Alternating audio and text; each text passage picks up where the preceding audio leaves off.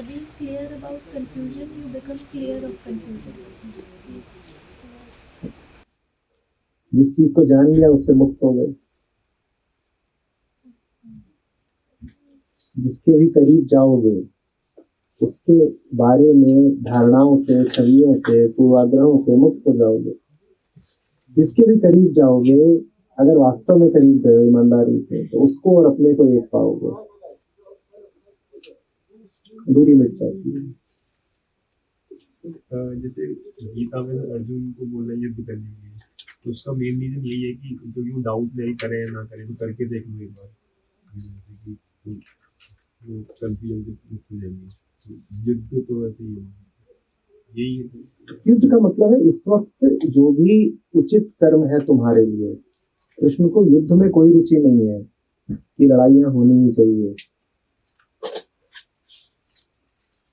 कृष्ण तो बस ये देख रहे हैं कि वजह क्या है कि जो तुम्हारे सामने प्रस्तुत कर्म है तुम उससे पीठ फेर रहे हो। अर्जुन के मन में करुणा उठी होती, अर्जुन के मन में प्रेम उठा होता, और इस कारण कहता कि ना, लड़ाई नहीं करनी है। तो कृष्ण का उत्तर दूसरा होता। अर्जुन मैदान पर खड़ा है और अर्जुन को सता क्या चीज रही है, क्या है जो अर्जुन को विवश कर रहा है गांडीव रख देने को? परिजनों की हत्या, मोह है, अज्ञान है, धारणाएं हैं। कृष्ण को इन्हें नहीं ठहरने देना है। गीता वही नहीं होती अगर अर्जुन ने ये कहा होता कि मैं बिल्कुल जान गया हूं कि मैं क्या हूं, मेरे सामने जो है वो कौन है, सत्य क्या है, संसार क्या है, और किसी तरह के राज्य को पाने में मेरी कोई दिलचस्पी बची नहीं। तब कृष्ण उससे वही सब कुछ न कहते जो उन्होंने कहा। अर्जुन की बात दूसरी थी। अर्जुन कहता है कि मुझे डर लग रहा है, मेरे हाथ कांप रहे हैं, मेरे परिजन हैं, मैंने इनके साथ बचपन गुजारा है। कृष्ण कोई युद्धानुवादी नहीं है, उनको ब्लड थर्स्टी वॉरमॉन्गर मत बना देना। ये तो चाहते हैं कि लड़ाइयां हो।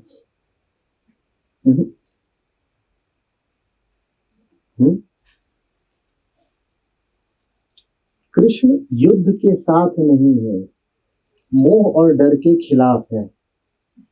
ये दो अलग अलग बातें हैं, समझ रहे हैं?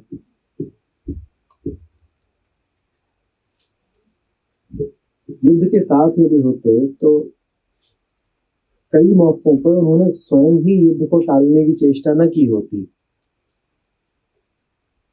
युद्ध हो जाए ऐसा उनका कोई आग्रह नहीं है। पर अब जब खड़े हो युद्ध की स्थिति है और वहां तुम्हारे पांव कांपे, तो कृष्ण तुमसे यही कहेंगे कि ना, अब तो लड़।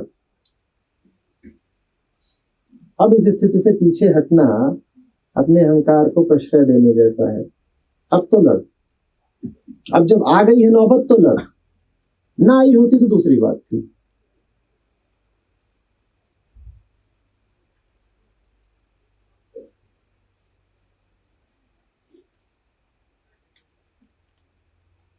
और कौन सी लाइनें पसंद आई आपको निसर्ग की?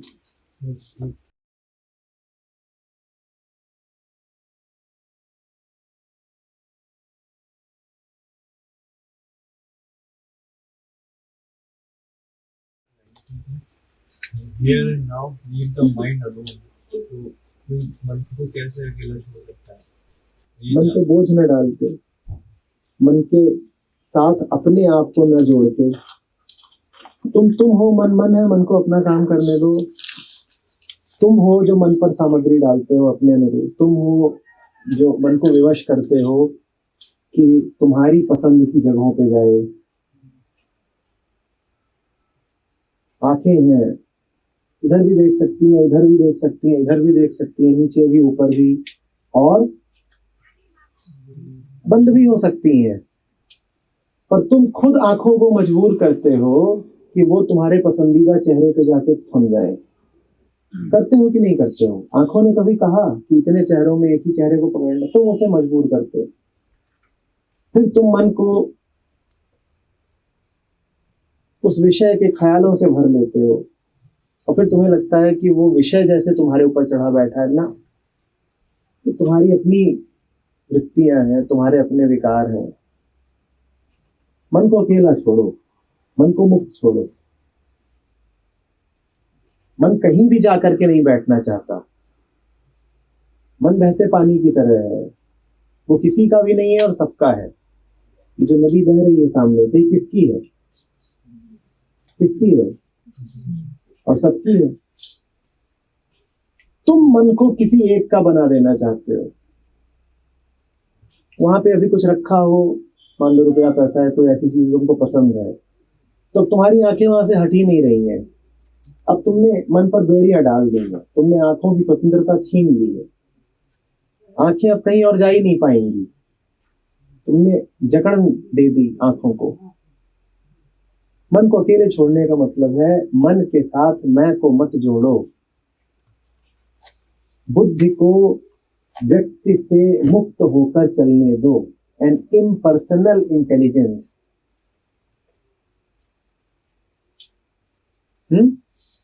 वास्तव में बुद्धि और बोध में बहुत दूरी नहीं होती। बुद्धि और बोध के बीच में व्यक्ति बाधा बन जाता है। बुद्धि और बोध में अंतर ही इतना होता है, बुद्धि किसी की होती है, बोध किसी का नहीं होता। फिर इसीलिए मुझे भी बार बार बोलना पड़ता है कि अक्ल मत लगाओ, बुद्धि मत चलाओ। बोलता जरूर हूं, पर अक्ल में कोई बुराई थोड़ी ही है। बुद्धि की अशुद्धि होती है अहंकार। बुद्धि से ही अशुद्धि हटा दो तो बुद्धि स्वयं बोध है। बुद्धि से अहंकार हटाओ तो बुद्धि ही बोध है। फिर जो भी तुम विचार कर रहे हो वो विचार अव्यक्तिगत विचार है। फिर उस विचार का केंद्र अहंकार नहीं है, मैं नहीं है। अब वो केंद्रहीन विचार है, वो इम्पर्सनल थॉट है। अब बुद्धि चलाने में, विचार करने में कोई तकलीफ नहीं है, कुछ गलत नहीं हो जाएगा।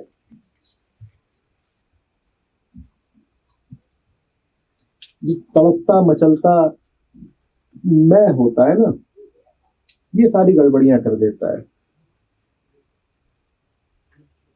ये आंखों को देखने नहीं देता, बुद्धि को भ्रष्ट कर देता है, कानों को सुनने नहीं देता, शरीर को स्थिर बैठने नहीं देता,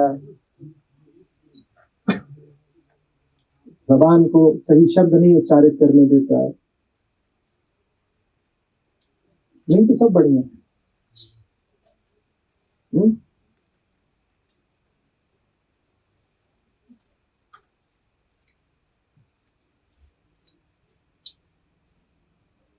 ये समझ में नहीं आया हाफिज का quote, laughing at the word two. Only that illuminated one who keeps using the formulas and मजे लेके पढ़िए थोड़ा।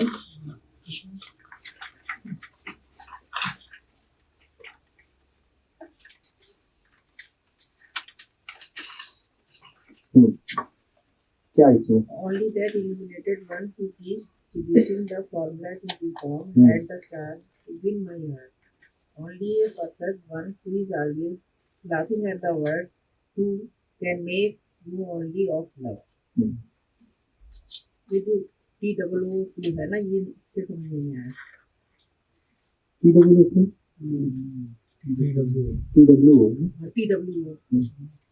दो दो ये वाली चीज इसलिए नहीं आ रही। द्वैत है। सिर्फ वो जो द्वैत पर हंसता रहता है, सिर्फ वही तुम्हें प्रेम बता सकता है। यहाँ दो है, वहां प्रेम कहाँ है? वहां तो बंटवारा है ना। द्वैत प्रेम थोड़ी जानता है, द्वैत दूसरे के बारे में जानेगा, द्वैत दूसरे को थोड़ी जानेगा। दूसरे को जानने के लिए तो निकटता चाहिए, निकटता जितनी होगी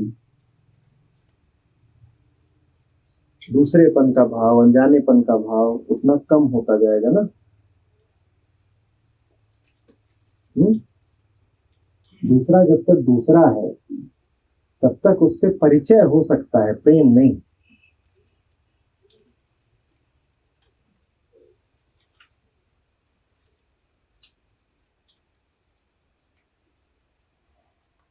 और जो इसका पहला पैराग्राफ है, करा तो था कल इन्होंने, वाह वाह माटी दी गुलजार। कौन था जिसने मिट्टी को आकार दे दिया?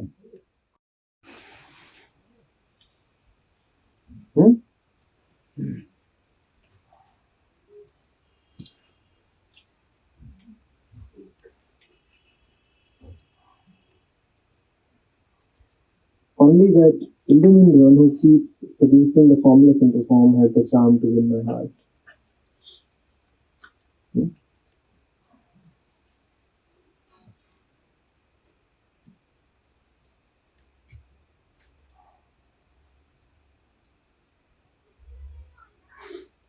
इसके पीछे जो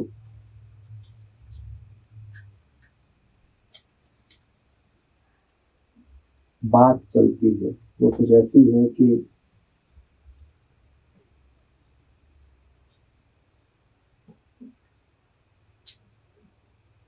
आप इंसान को देखें, किसी जानवर को देखें, पेड़ को देखें, वो सब कुछ जो चैतन्य लगता है उसको देखें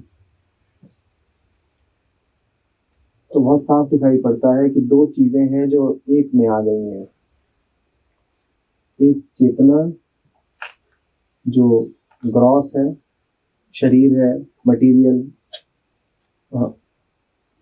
एक शरीर जो ग्रॉस है, मटेरियल है, हाथ है, पांव है, रूप है, रंग है, आंखें हैं, नाक है, और दूसरा प्राण।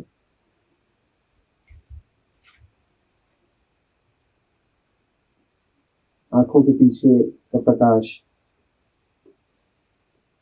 बोध। और ये दो अलग अलग हैं जो एक ही पिंड में आ गए हैं। तो कहानी कहती है कि ये पहला द्वैत है, जड़ और चेतन, पुरुष और प्रकृति।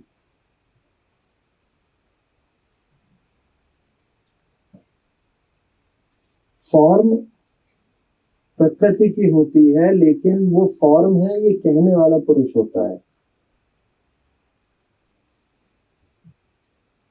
आपके सामने एक आकार है, एक घर है।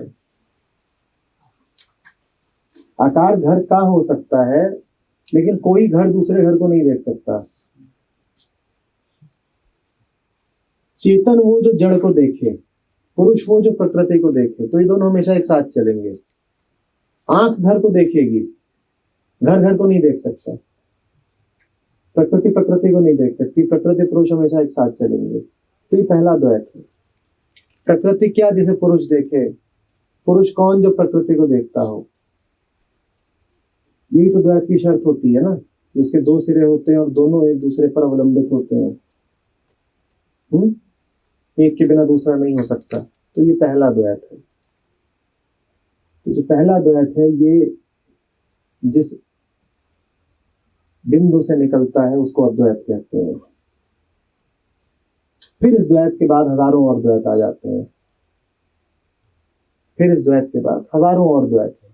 फिर तुम नीला पीला, काला सफेद, सर्दी गर्मी, ऊपर नीचे, फिर सारी बातें तुम कर सकते हो। लेकिन प्राथमिक द्वैत यही होता है, क्या? पुरुष और प्रकृति, जड़ और चेतन। तो फॉर्मलेस इनटू फॉर्म, फॉर्म माने दोनों, पुरुष और प्रकृति। क्योंकि कहने को फॉर्म प्रकृति की है, पर वो फॉर्म है ये कहने वाला कौन है? पुरुष। फॉर्मलेसनेस अद्वैत है। Formlessness takes manifestation as form. Formlessness opens itself up as forms. और फॉर्म हो उसके लिए दो चाहिए, एक जो फॉर्म ले, दूसरा जो कहे कि फॉर्म है।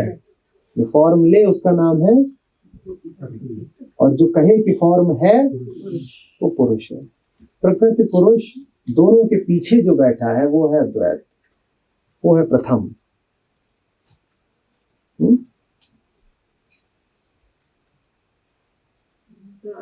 प्रकृति और पुरुष दोनों से भी भिन्न हो गया, तुमसे भिन्न नहीं, इनके पीछे हो गया, इनका आधार हो गया। आधार में